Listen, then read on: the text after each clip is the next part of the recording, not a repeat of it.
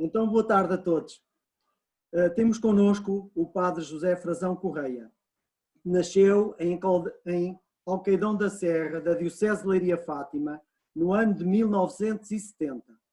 Seu pai, Daniel Correia, e sua mãe, já falecida, Celeste Correia, tiveram 9 filhos, 2 dos quais faleceram ainda em criança. Família tradicionalmente católica, que leva uma vida cristã comprometida com a Igreja. Houve sempre, por parte dos pais, uma grande implicação com a fé, uma apropriação pessoal da fé e um envolvimento com a vida da Igreja, sobretudo através da ação católica rural, que teve um peso muito significativo na formação dos seus pais. O Padre José Frazão entrou na Companhia de Jesus em 1995 e foi ordenado padre em 2004. Trabalhou 2 anos como diretor do Centro Académico de Braga. Licenciou-se em Filosofia na Universidade Católica Portuguesa, em Braga, e em Teologia na Universidade Gregoriana, em Roma. Peço desculpa. Fez o mestrado em Teologia Fundamental no Centro Sèvres, em Paris, e doutorou-se em Teologia Fundamental na Universidade Gregoriana, em Roma, em 2010. Em 2013, ano da fé, o Padre José Frazão Correia publicou um livro com o título A Fé Vive de Afeto, uma edição da editora Paulinas. Em 2014, com 43 anos, foi nomeado pelo Padre-Geral da Companhia de Jesus, Adolfo Nicolás, como novo provincial dos jesuítas em Portugal. É com muita alegria que o temos hoje aqui conosco nesta atividade. Desde já agradecemos o seu sim em aceitar o nosso convite e proporcionar a todos os participantes neste campo de férias a possibilidade de se aproximarem um pouco mais de Deus. Padre Frazão, muito obrigado do fundo do coração, em meu nome pessoal e em nome de todo o movimento da ACR. Muito obrigado, Carlos. Boa tarde a todos e a todas. Então, só uma pequena nota. De facto, fui nomeado provincial há 6 anos e deixei de o ser.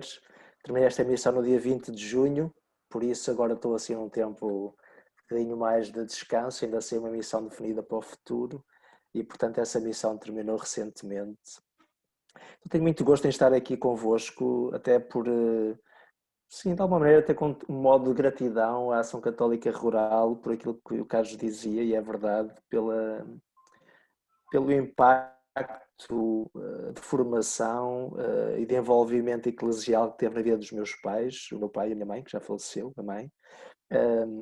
Sei que aqui em Alcaidão da Serra o grupo não está propriamente com grande vitalidade hoje em dia, se calhar fruto das coisas, mas é verdade que nos anos 60, 70, 80 foi talvez uma das estruturas eclesiais que mais impacto formativo teve, concretamente aqui em Alcaidão da Serra, uma zona muito rural, economicamente bastante pobre então, e portanto, além da escola primária que os rapazes faziam até a 4ª classe e as meninas faziam até a 3ª em geral, a Ação Católica Rural concretamente, e aqui também as conferências de São Vicente de Paulo, mas sobretudo a Ação Católica, creio que foi a grande escola de formação cristã e de compromisso cívico de grande parte das pessoas e concretamente dos meus pais. Isso aí também era por este, o ter aceito foi também um modo de manifestar, assim como filho, a gratidão à Ação Católica Rural pelo impacto que teve na vida dos meus pais e por isso indiretamente também nos meus irmãos, porque seguramente muito daquilo que passou dos meus pais para mim e para os meus irmãos veio do que eles iam recebendo na Ação Católica. Então, a partir do tema que me propuseram, enfim, aqui em volta do tesouro de fé, já não há tenda, está cada um na sua tenda familiar. Lembrei-me da parábola que Jesus conta. Nós ouvimos a liturgia há muito pouco tempo, há 15 dias, precisamente, em que a liturgia nos foi durante 3 dias, 3 domingos, apresentando as parábolas do reino no capítulo 13 de São Mateus, e há duas diretamente relacionadas com a questão, com o tesouro e com a pérola. No fundo são semelhantes. Então, a partir dessas duas parábolas, a do tesouro e a da pérola, que são duas de 7 das grandes parábolas que constituem esse capítulo de São Mateus, vou extrair 3 elementos que me parece que possam ser interessantes para refletir um pouco sobre este tema do tesouro e da busca do tesouro. Por isso não gostaria de me alongar na minha exposição, 15 minutos, 20 o máximo, espero, e depois seria interessante que pudéssemos conversar, ou perguntar, ou interpelar, ou reagir, e assim não ser apenas um monólogo, penso que seria mais interessante. Então, destas parábolas, penso que todos estarão presentes, assim, quanto elas são muito curtinhas. Basicamente, parafraseando, Jesus diz que o reino dos céus pode comparar-se a um homem que descobriu um tesouro num campo. Cheio de alegria, vai vender as coisas que tem para poder comprar o tesouro, ou perdão, para poder comprar o campo e assim ficar com o tesouro que está no campo. A segunda parábola, Jesus diz que o reino dos céus se pode comparar a um negociante de pérolas que, tendo encontrado uma pérola muito preciosa, vai vender todas as outras para, com o dinheiro que daí retira, poder comprar essa tal pérola preciosa. Por isso, duas histórias muito, muito curtinhas, muito simples, mas penso que obviamente, como são parábolas, envolvem aqueles que ouvem a própria parábola e quase, portanto, não têm um significado independente de quem a ouve e se implica nessa mesma parábola. Por isso, ao ouvir estas duas parábolas, extraio três pontos, como dizia. O primeiro é quase aqui o valor da busca. Penso que é um tema hoje particularmente relevante quando pensamos no próprio caminho da fé, no caminho da vida, desde logo, mas também no caminho da fé. Atenção à busca, à própria atenção, o que diz respeito a um coração desperto e inquieto. E este elemento é um elemento de grande relevância espiritual, que talvez seja um dos pontos difíceis na transmissão da fé, concretamente na catequese, que é de transmitir a fé não como um conjunto de coisas que se compreendem com a cabeça, ou de coisas que se praticam com a vontade, ou um conjunto de ritos às quais se aderem, um conjunto de elementos da tradição que se perpetuam de geração em geração, e há dificuldade de transmitir a fé como uma busca, como algo que vem de dentro e que põe a vida em movimento. E aqui nós percebemos destas duas parábolas que, de facto, seja o tesouro, seja a pérola, são algo que põem em movimento. No primeiro caso, o homem que encontrou o tesouro vai, cheio de alegria, vender o que tem para comprar o terreno. E assim o comerciante de pérolas, identificando a pérola, vai vender as que tem para que, com o dinheiro que daí retira, poder comprar a pérola. Por isso há aqui uma busca, a atenção, o desejo, o movimento, um coração vivo. E por isso creio que neste elemento, um tesouro tem sempre a ver com a identificação daquilo que toca. Às vezes que fere, que desperta, que move. Nós conhecemos também outra expressão: onde estiver o teu amor, aí estará o teu coração. Portanto, o tesouro é aquilo que move o coração. E talvez na experiência da fé e na transmissão da fé, este seja um dos pontos críticos. Por exemplo, na catequese, para mim parece-me um campo, quase diria dramático, porque há um investimento enorme da parte da Igreja em anos de catequese, em investimento de pessoas e de recursos, e parece que na maioria dos casos quase nada é tocado, nada se move, como se de facto tantos anos, tanta caminhada não fizesse identificar a fé como um tesouro, e por isso não move o coração, e por isso não desperta sentimentos, não desperta inquietações, não fere, não move, não desperta afeto.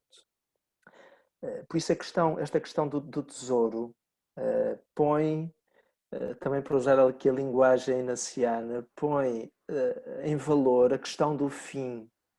O que é que move os meus passos? O que é que eu desejo para a minha vida?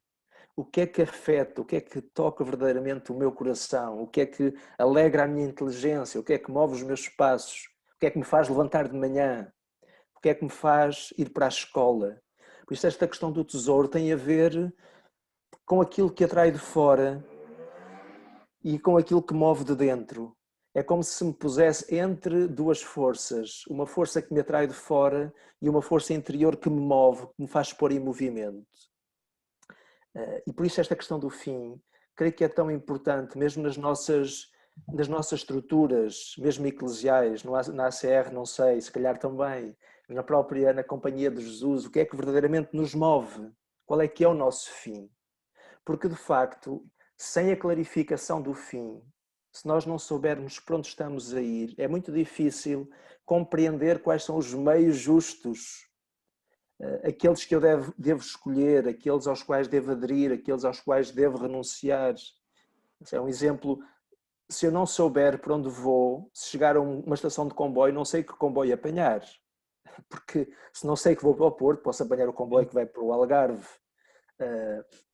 Creio que muitas vezes, se calhar na nossa própria vida pessoal, às vezes familiar, mas também institucional e eclesial, facilmente nós perdemos a noção do fim, da finalidade, isto é, o que é que desejamos, qual é que é o tesouro, qual é que é a pérola, onde é que estamos a investir. E não tendo claro o fim, facilmente nós nos perdemos no meio e gastamos energia em coisas que não têm qualquer valor e estamos descentrados daquilo que mereceria eventualmente o valor.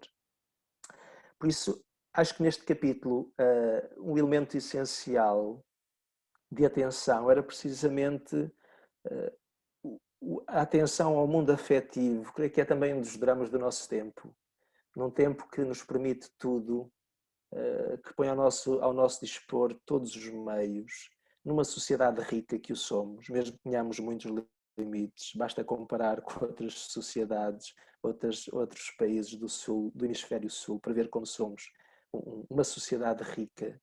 E, no entanto, talvez uma das nossas grandes pobrezas, também a nível espiritual, é a iliteracia afetiva. Isto é, nós temos todos os meios, temos acesso a todas as experiências, ou quase todas, a todos os produtos, e parece que perdemos alguma ou não conseguimos ter uma sabedoria de acesso ao mundo interior, àquilo que me toca, àquilo que me fere, àquilo que me alegra, àquilo que me entristece. Verdadeiramente é como se nos tornássemos verdadeiramente consumidores. Aquilo que nos define é sermos consumidores de produtos e de experiências. E às vezes a própria experiência eclesial também pode ser um produto.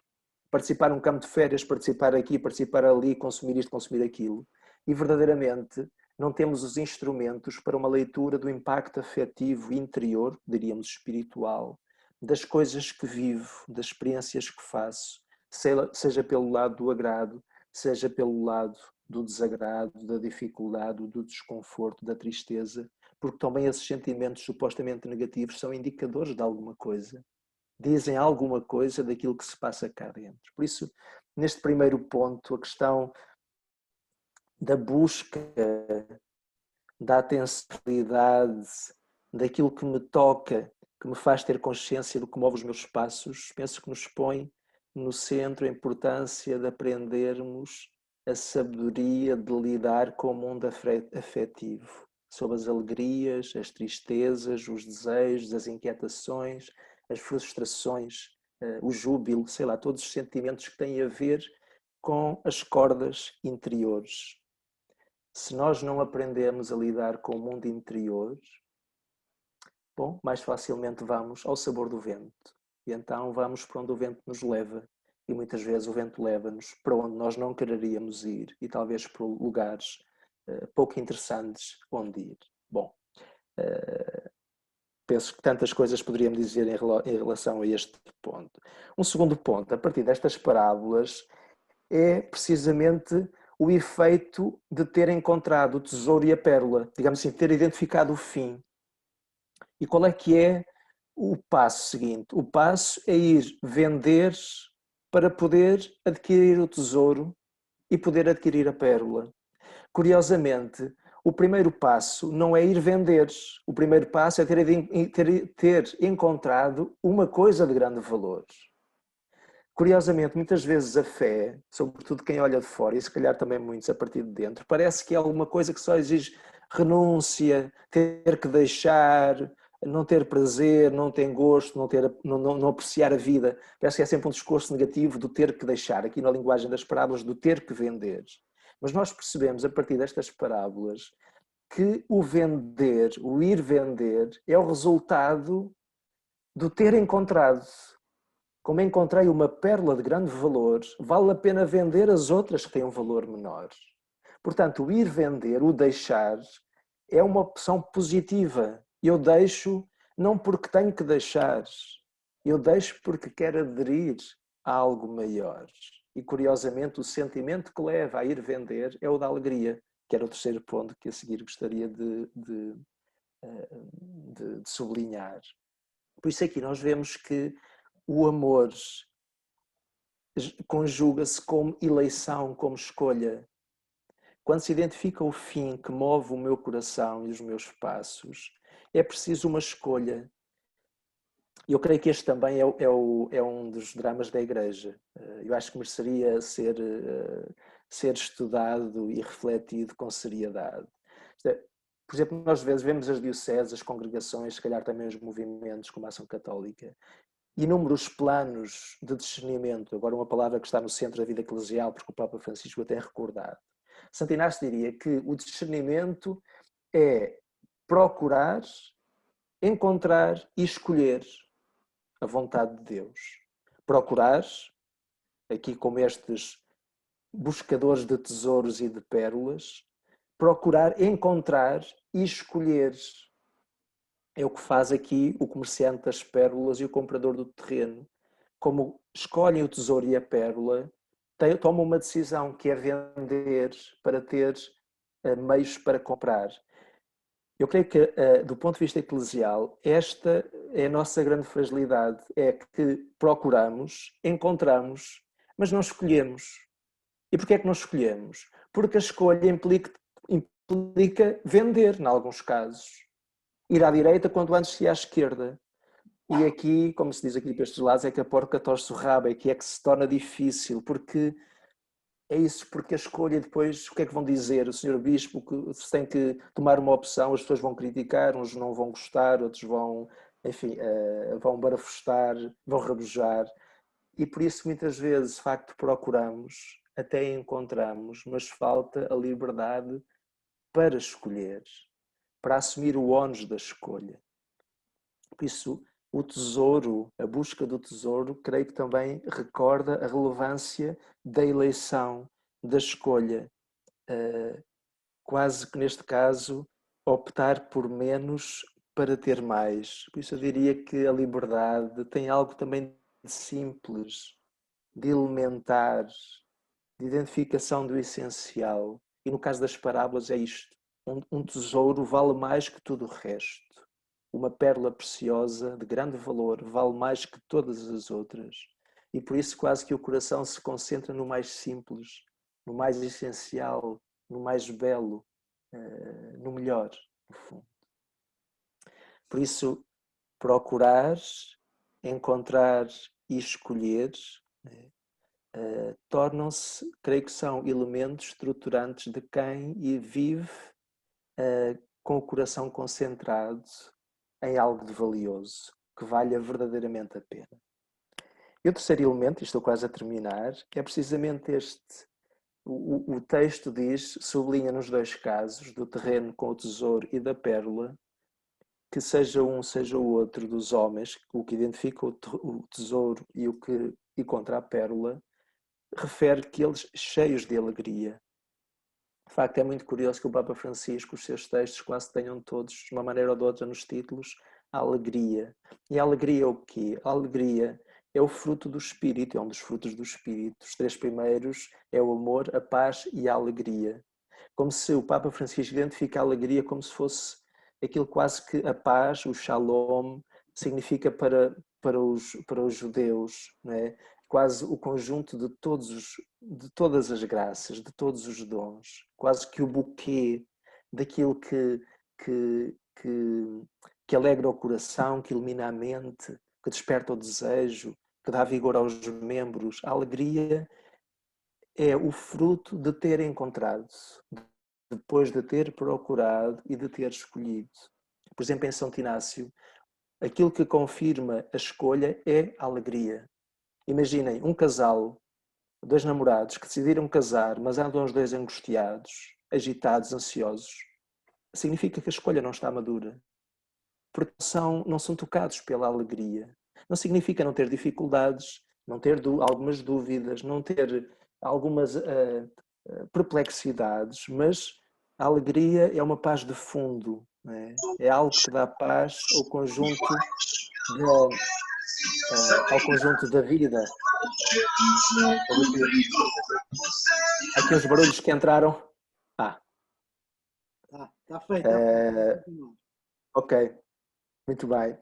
Quanto a isso, acho que a alegria aqui aparece quase como o fruto de ter encontrado o necessário e por isso poder dispensar o supérfluo, de ter encontrado a pérola que é o necessário que dispensa o supérfluo, de ter encontrado um tesouro que se torna o essencial, o necessário e que dispensa o supérfluo. Por exemplo, quando o Francisco fala da conversão ecológica na Laudato Si, é um modo diferente de falar da conversão. Acho que tem a ver com isto. É quase como o caminho para alcançar a alegria, aprender a viver com menos, renunciar a um consumismo vertiginoso, ter cuidado com o contexto, com os mais pobres, com a criação. É como que o caminho, me parece que esta conversão ecológica, o caminho para alcançar a alegria num mundo profundamente agitado pelo consumismo, pelo individualismo, pela vontade de ter, pela incapacidade de parar, de fazer silêncio, quase como uma vida feita de uma correria, mas que parece que para lado nenhum, de tantas escolhas, mas que parece que sem ter identificado nenhum tesouro, num conjunto de experiências, mas que parece que nenhuma gera um fruto de paz, de alegria.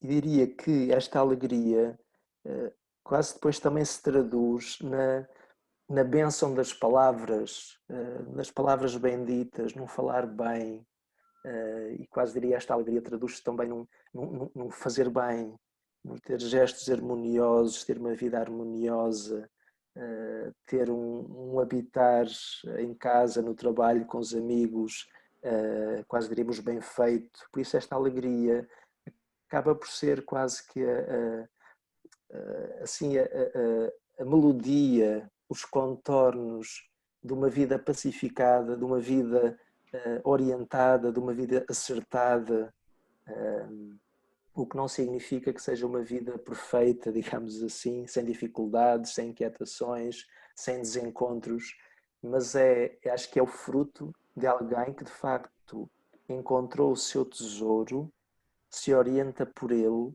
e consegue fazer as suas escolhas a partir desse mesmo fim. E por isso recebe como fruto, entre tantos outros, o dom da alegria.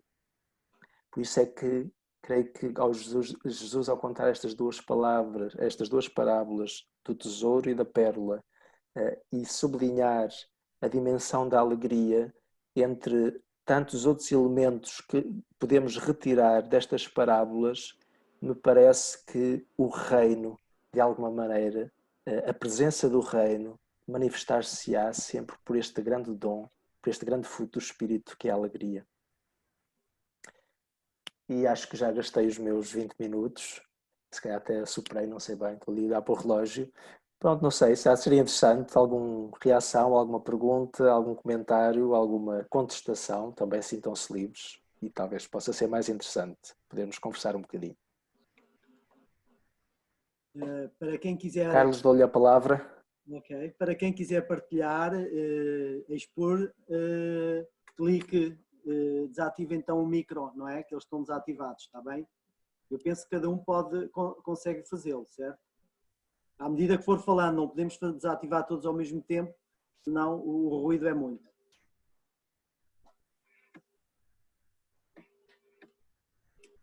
Padre Frazão, eu começo por dizer que realmente muito rico esta partilha, e realmente leva-nos a refletir, de facto, o procurarmos e encontrarmos relativamente mais acessível, e depois, de facto, a escolha nos leva para a tal liberdade, não é? A escolha que nos exige alguns esforços e algumas opções, não é? Quando encontramos esta tal pérola ou este tal tesouro, realmente faz-nos lembrar um pouco o agir do nosso movimento, não é? Nós no ver, julgar ainda conseguimos, e depois chegamos ali ao agir, começamos a patinar sempre um bocadinho. De facto, não há dúvida que realmente exige um pouquinho uma reflexão mais profunda a nível da Igreja também, a forma como nós, quer movimento, quer membros catequistas, membros ligados à Igreja, conseguimos transmitir esta fé, não é? Este tesouro que Deus nos deu, de uma forma assim, parece tão simples ao ouvir o Padre Frazão, não é? Realmente questionar, não é? Como é que nós podemos fazer isso de tal forma que as nossas crianças, os nossos jovens, os nossos adultos consigam realmente fazer estas escolhas e ter esta visão do fim, que é para depois poder orientar a própria vida, não é? Muito obrigada, Padre. Sim.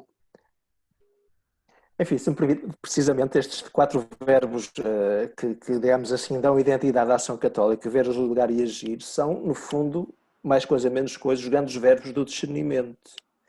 De facto, o ver tem a ver com a busca, tem a ver com a atenção. De facto, é difícil saber para onde ir, que escolhas fazer, se não estivermos atentos à realidade. E isto que nos pode parecer evidente, não é assim tão evidente. Porque, de facto, mesmo do ponto de vista eclesial, nós podemos estar a querer oferecer uma coisa que ninguém quer, ninguém está à procura. E nós não temos, como estamos fruto do nosso caminhar, do nosso jargão, isto é, da nossa linguagem, das nossas dinâmicas, pode-nos faltar atenção. Isto é, o que é que está a acontecer verdadeiramente na realidade social, cultural, na vida das pessoas? E por isso este ver, este estar atento, perceber como é que Deus se está a insinuar de maneira diferente nos tempos de hoje, porque Deus está presente, o Espírito Santo está a agir. Por isso este verbo, estar, isto é, o Senhor do Tesouro não teria os atentos, não encontraria uma pérola preciosa se não fosse um buscador de pérolas, não é? Por isso essa atenção, que como quase uma virtude, um filósofo francês dizia que a atenção é a forma natural de oração.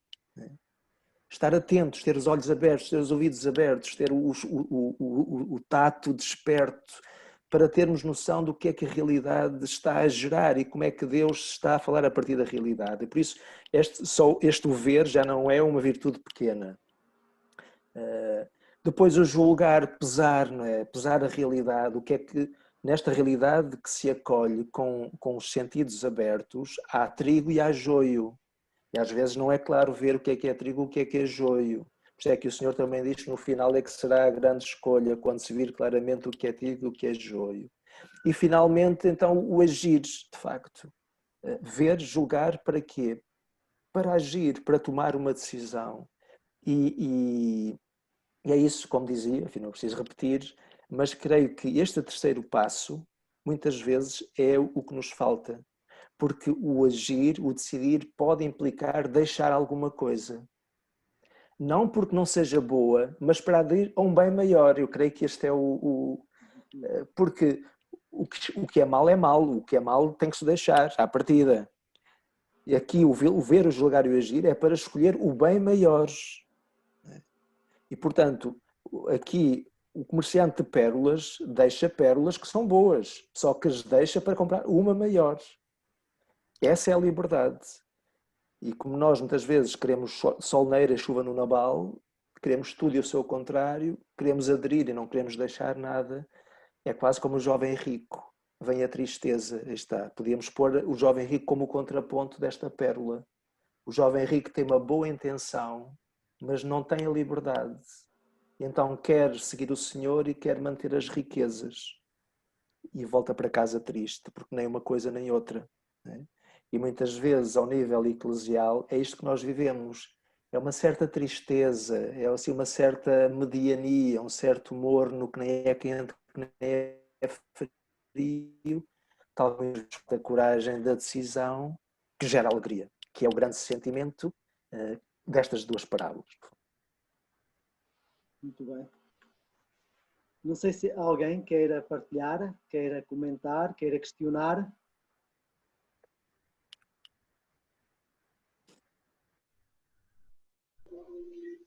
Eu aproveito também para agradecer as palavras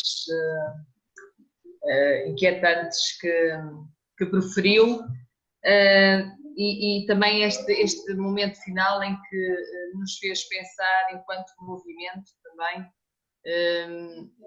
e de facto na nossa revisão de vida. Eu gostava de colocar mais uma questão que tem a ver um bocadinho com esta busca, com esta procura, e de facto tem a ver com os tempos correntes e atuais, e usou uma palavra muito, muito certa, não é? Que é nós estarmos neste momento numa certa mornice, não é? Acho que era interessante também nos dar algumas pistas enquanto cristãos, não é?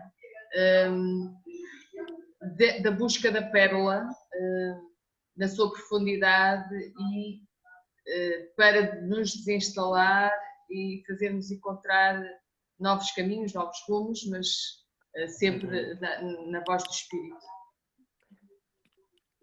Sim, enfim, acho que se poderia dizer tanto, mas talvez por onde tenha começado sublinharia isso. No fundo, eu acho que há em nós um movimento para fora, diria, que acho que é o movimento do Espírito. O Espírito Santo é movimento, e é movimento de saída. De facto, o Papa traduz isso numa igreja em saída. Prefiro uma igreja ferida, manchada, a uma igreja que fica fechada dentro, né? Que não sai. E diz o Papa, não só uma igreja que não abre as portas para que entrem, mas também não abre as portas para que o Espírito faça sair. Bom, a nível humano a mesma coisa. Portanto, há um desejo de saída, mas há um medo de sair. Há uma resistência à saída. E por isso eu quase diria, algo que é vital é quase nós podermos aceitar a fragilidade da exposição. De não nos fecharmos, porque habitualmente nós pomos quase que uma couraça de proteção em nosso redor e somos nós que temos sempre a rédea da condição das coisas. Às vezes mesmo no espaço familiar, mesmo no espaço da relação mais íntima do homem com a mulher, já nos conhecemos e criamos um mundo de proteção, portanto aquilo que me dizes já não me toca, porque eu já te conheço, o que sei é como se aquilo que eu soubesse ou já tivesse sentido me bloqueasse em relação ao que ainda posso conhecer, ao que ainda posso sair. E por isso, curiosamente, num tempo de, como dizia, de todas as possibilidades que o vivemos de facto, digamos assim, a censura social, até a censura eclesial, a censura moral, é muito ténue hoje. Portanto, temos todas as possibilidades. E, no entanto, por exemplo, na minha experiência de acompanhar pessoas nos exercícios espirituais, aquilo que me toca, e às vezes a mim próprio, é a nossa insensibilidade interior. Isto é, tantas experiências e parece que as experiências não nos formam. Não temos os instrumentos, não temos as linguagens, parece que é como se fôssemos de borracha, não é? É como se fôssemos insensíveis. Portanto, há como que uma proteção, uma camada de proteção, não sei, de gordura, como os patos, não é? A água não entra. E por isso eu diria que uma das grandes necessidades hoje, e talvez das grandes dificuldades, é como ajudar, por exemplo, ao nível da catequese, a romper estas zonas de insensibilidade. Por um lado, somos muito porosos, absorvemos muito, mas ao mesmo tempo somos muito herméticos e fechados. E, sobretudo, ganhar instrumentos para a leitura do mundo interior, aquilo que dizia uma literacia afetiva. O que é que me toca? E aquilo que me toca, o que é que significa? De onde vem? Para onde me leva? Porque é que ando? O que é que me alegra? O que é que me gera ansiedade? O que é que me gera medo? O que é que me entusiasma? No fundo, este é o exercício da leitura espiritual, da leitura afetiva, que são quase sinónimos. Não é? O que é que se passa cá dentro? Que me leve a isso, a sair, a arriscar, a alimentar o desejo. O desejo é o propulsor da vida. Os grandes desejos, mas os desejos também se podem corromper, podem se torcer, podem se tornar mesquinhos, podem se tornar pequeninos. Por isso eu diria que, assim, não sei se estou a responder, mas um grande campo de atenção a nível individual, seja humano, seja cristão, digamos assim, mais pessoal ou mais institucional, eu creio que este campo da atenção ao mundo afetivo, ao mundo espiritual, uma certa literacia espiritual e afetiva, creio que seria um dos campos hoje a trabalhar, e temo que a Igreja não seja capaz de o fazer, ao nível de catequese em concreto. Eu, enfim, não quero ter uma palavra crítica porque vejo as mesmas dificuldades, mas talvez acho que um daqueles campos da Igreja onde mais se investe e parece que os frutos são demasiado escassos. Parece que todo o percurso de 10, 11, 12 anos agora está para ser um documento do Vaticano sobre a catequese. Vamos ver o que é que vai dizer, mas de facto acho que é um daqueles campos que de facto tantos anos de iniciação, se não iniciarem minimamente a vida do espírito, à vida à vida do espírito, à vida afetiva, talvez falhem o seu objetivo, porque é isso que faz uma pessoa adulta, é isso que faz um cristão adulto. Poder ser capaz de lidar com o seu mundo espiritual, porque Deus fala através deste mundo interior, do modo como o mundo exterior, o mundo das relações, tem impacto em mim e me inibe, me retrai, ou me faz expandir, me faz sair, me faz ser fecundo, porque se o Espírito age em mim, o Espírito leva-me a ser fecundo, porque é próprio do Espírito a fecundidade. Enfim, não sei se respondi, enfim, já estou aqui a variar, fazer variações sobre a mesma coisa, mas enfim, diria que este me parece um campo hoje de grande, mereceria talvez maior atenção. Eu sou a Ângela de Viseu. Olá, boa tarde a todos. Olá.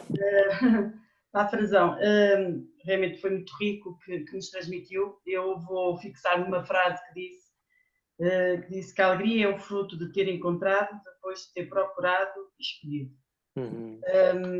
Tu, como verdadeiramente esta sua frase, que no fundo foi quase o final, de certa forma, das três etapas que nos falou.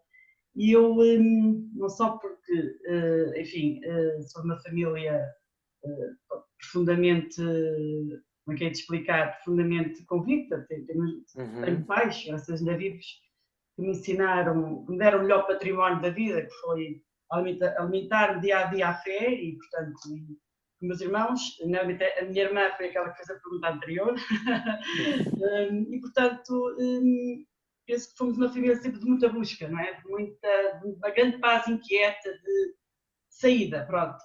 Com muitos erros, muitas fragilidades,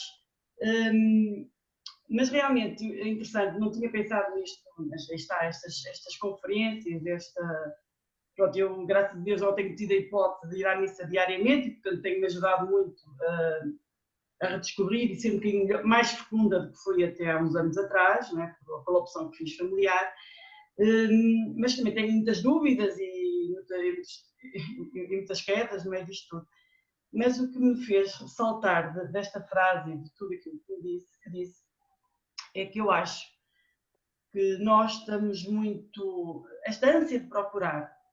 Acho que pronto, temos uma vida, enfim, cheia de problemas, cheia de dificuldades, mas não buscamos esta ânsia da procura. E, portanto, se não nos inquietamos e não temos sede, não é? de algo mais, ficamos mornos e ficamos assim com uma vida um bocado paralítica.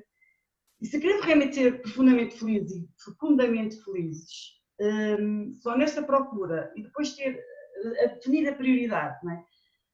E eu acho que tocou muito aquilo que diz. Realmente nós temos coisas belas na vida, mas temos que procurar o bem maior.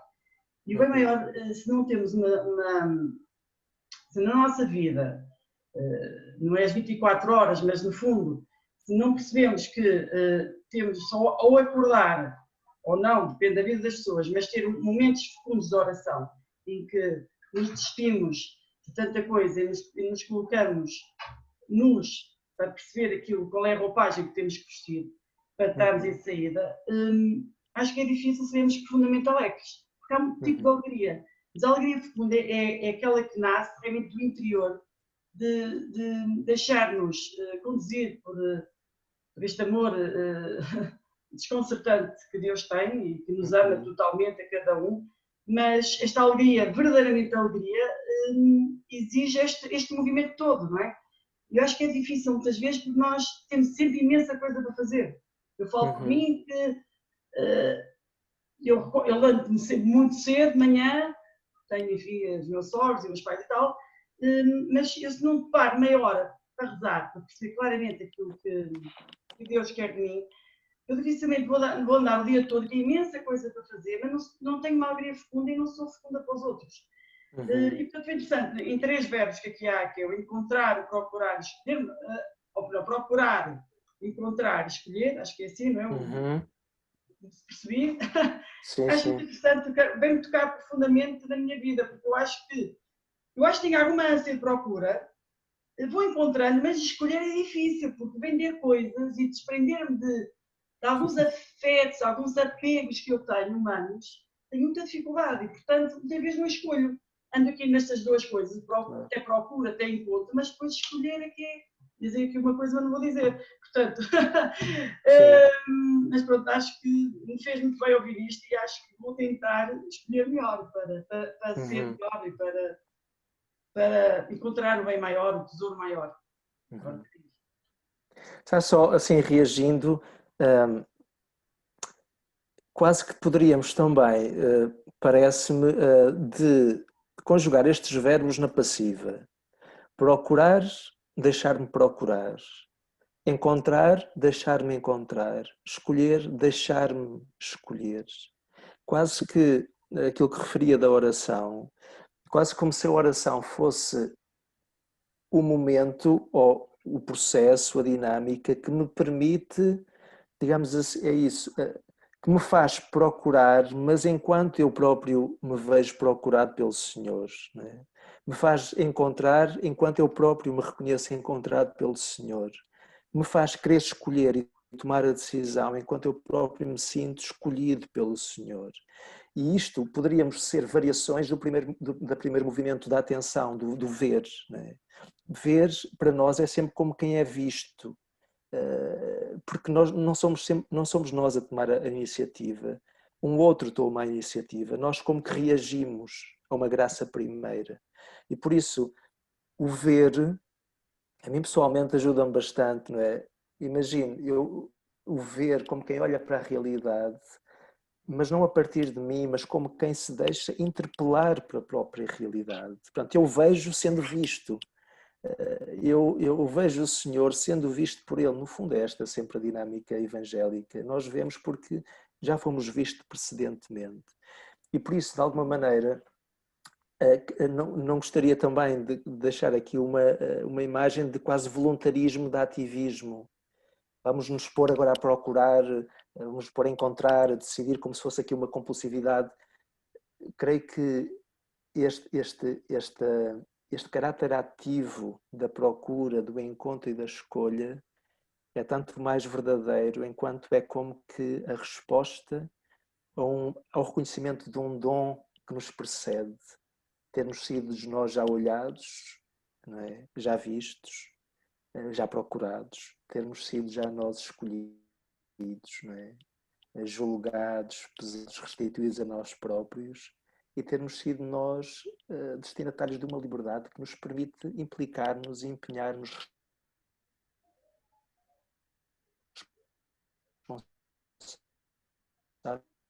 responsavelmente nas escolhas que fazemos, pela conjugação dos verbos na ativa. Eu gero, eu faço, eu amo, eu construo, não. As coisas começam sempre, eu sou gerado, eu sou amado, eu sou construído, eu sou trazido, eu sou ensinado. A mim pessoalmente ajuda-me imenso, não é? de poder pôr a primeira palavra na iniciativa que Deus tem em relação a mim. Por isso, não sou eu apenas que olho para a realidade. A realidade, eu sou chamado a ver-me visto pela realidade. Por exemplo, em relação a um pobre, verdadeiramente não sou eu que vejo o pobre. É o pobre que me vê. E é na medida em que eu me deixo ver pelo pobre que eu o vejo verdadeiramente. Eu acho que este é o olhar de Jesus. Não é um olhar de cima para baixo, de fora para dentro. Mas Jesus vê porque se deixa ver. Antes de Jesus ver Zaqueu, Jesus deixa-se ver por Zaqueu, digamos assim. Não sei se estou a... E por isso isto para dizer o quê? Que é de facto esse momento da oração, esse momento de silêncio, esses momentos, essas dinâmicas são importantes para quê? Para que o meu ver, o meu julgar e o meu agir não seja um voluntarismo meu, mas seja verdadeiramente um processo, um movimento espiritual. E nesse sentido é tanto mais espiritual quanto esses movimentos são já despertados por um dom recebido, não é? Eu olho porque sou olhado, eu procuro porque sou procurado, eu decido porque no fundo já sou escolhido e decidido por um outro. E pessoalmente ajuda-me bastante e no fundo voltamos ao mesmo ponto. Tudo isto tem a ver com, é isso, com a vibração do mundo interior, com a atenção a um afeto sem o qual, bom, a fé é sempre algo exterior, algo que se aprende, que se escolhe ou não se escolhe, mas interior. E por isso, para contrariar esse ativismo, essa compulsividade, precisamos também de cultivar esta, chamava-lhe uma passividade, não é? O deixar que aconteça alguma coisa em nós, iniciativa do próprio Senhor. E para que eu me aperceba disso, preciso de tempo. De tempos, de ritmos, de cadências. Caso contrário, de facto, a vida torna-se vertiginosa e estes verbos tornam-se eles próprios agressivos, né? Sempre a procurar, sempre a decidir, e tornam-se eles próprios agressivos e de alguma maneira desordenados, se não forem gerados, digamos assim, é isso, por um útero onde ressoa um dom, uma graça, uma interpelação que me vem de um outro. E nós, como crentes, esse outro é o próprio Senhor através do Espírito. Mas também de reação ao que tinha dito, parece importante. Então, estes verbos, ver, julgar, agir, procurar, encontrar, decidir, podem ser agressivos, né? Podem ser voluntariosos, podem ser autocentrados, de facto.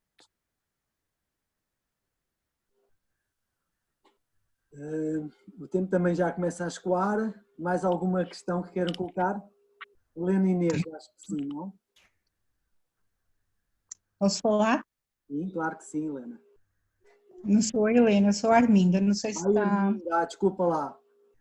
Desculpa lá, é que a Helena também ativou o som. Pronto, então Arminda. Não. Sim. Arminda, posso Sim. falar? Sim, sim. Pronto, eu quero dizer ao Padre José Frazão, ou Frei, que nada é por acaso, nada acontece por acaso. Ele sinto que foi uma escolha feita pelo Espírito Santo, porque nos fala de uma forma tão ternurenta das coisas tão simples da vida, daquilo que nós tocamos todos os dias e não damos conta desta ternura e desta, até se torna tudo fácil, é preciso é conhecer as coisas. Eu sinto que o Espírito Santo escolheu para nos falar, para falar connosco, porque é certo que nós estamos muito aflitos, como é que vamos falar de fé nos dias de hoje?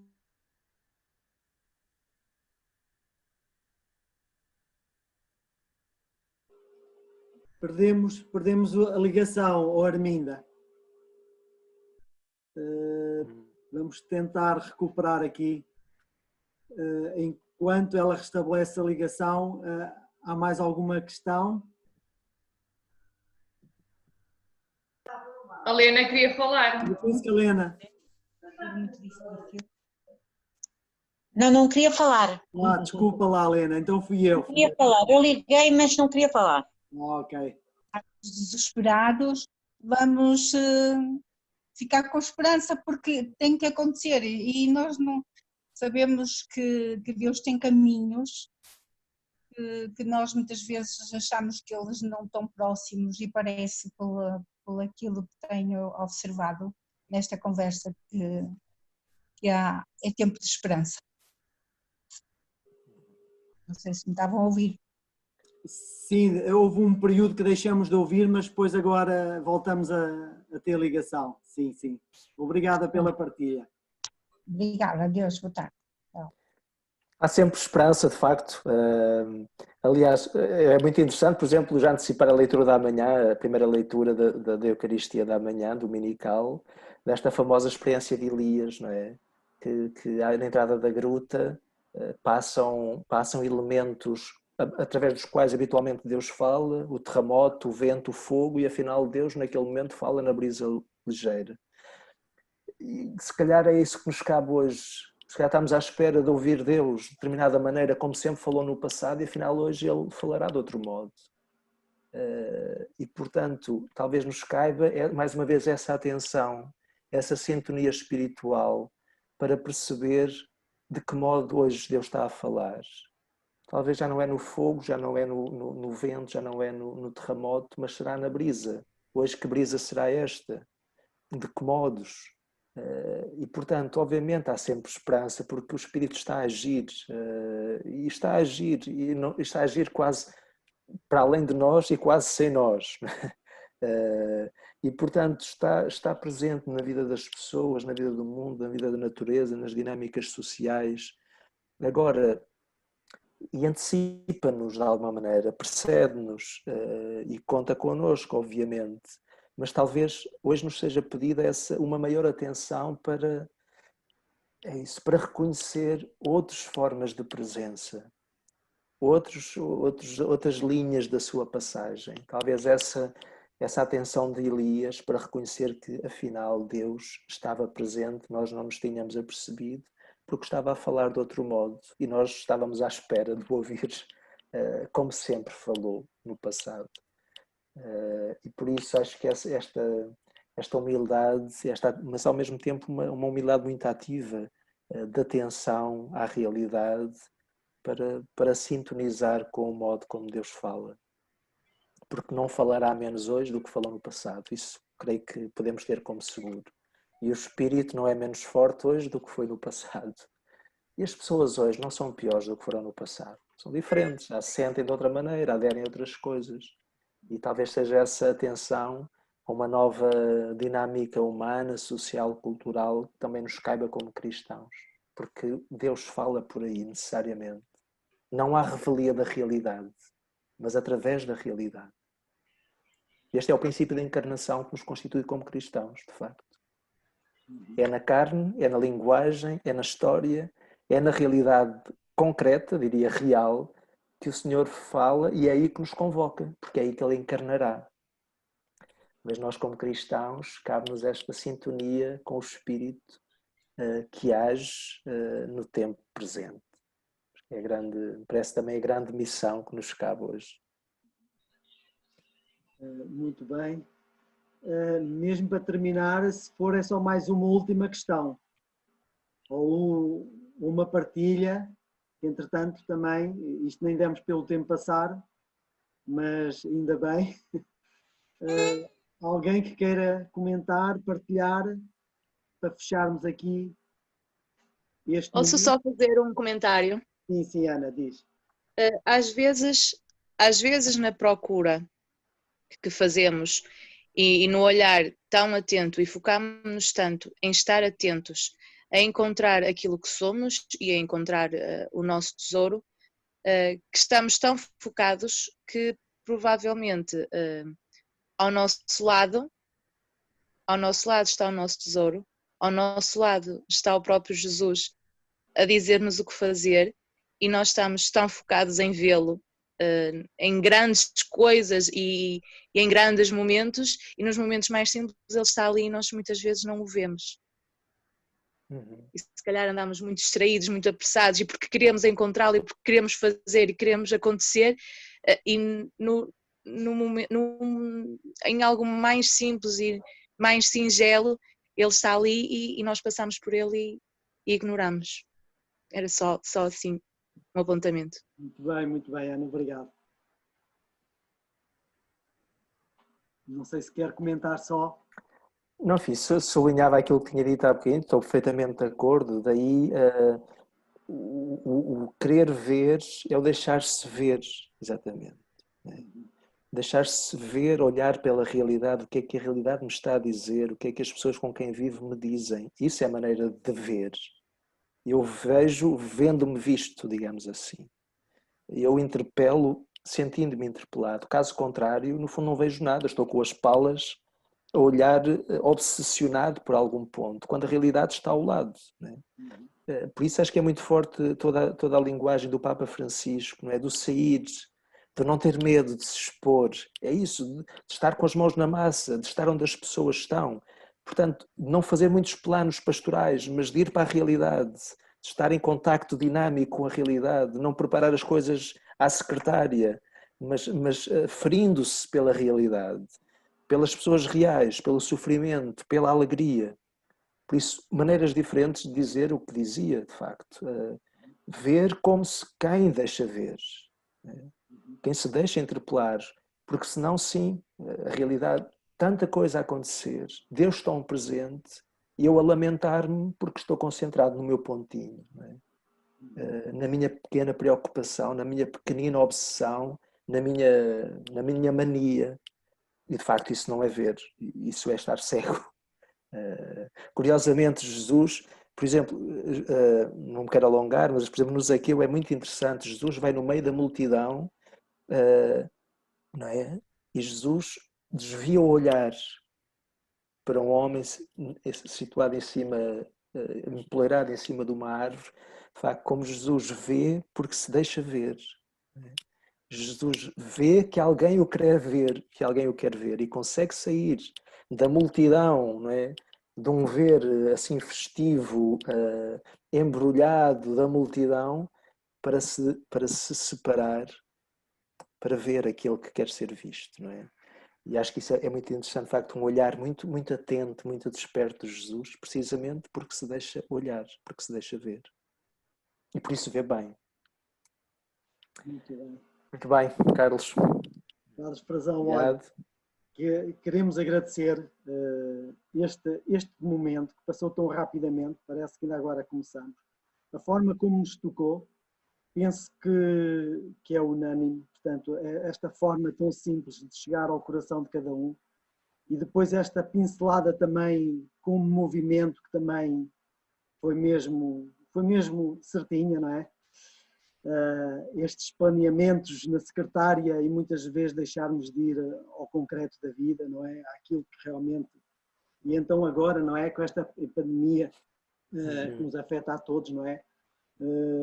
Já em alguns encontros e reuniões que tivemos, campo tão grande e aberto para nós fazermos tantas coisas boas e realmente irmos de encontro daquilo que estávamos aqui a falar, a expor-nos, decidirmos, saber optar pela pérola preciosa que Deus nos coloca constantemente. E pronto, Padre Frazão, olha, do fundo do coração, muito obrigado. Toda a sua dedicação, todo o seu trabalho que teve para preparar este encontro, as suas palavras que nos tocaram imenso, e esperamos voltar a vê-lo muito em breve, quem sabe, não é? Pronto, sabemos Muito que bem. é um filho nosso da ACR, digamos assim, podemos... Obrigado. Seja breve. Como? Que seja breve. Que seja breve, sim, sim, claro que sim. Muito Pronto. bem. Muito Obrigado, Carlos. Obrigado a todos pela oportunidade. Foi um gosto e até um dia destes, quem sabe. E continuação de boas férias a todos. Seja um tempo também de atenção e de alegria pela aquilo que a realidade nos oferece, através da qual Deus também se manifesta e nos abençoa. Muito obrigado e até breve. Muito obrigada. Obrigada. Obrigado a todos. Obrigada. Obrigada pela participação de todos.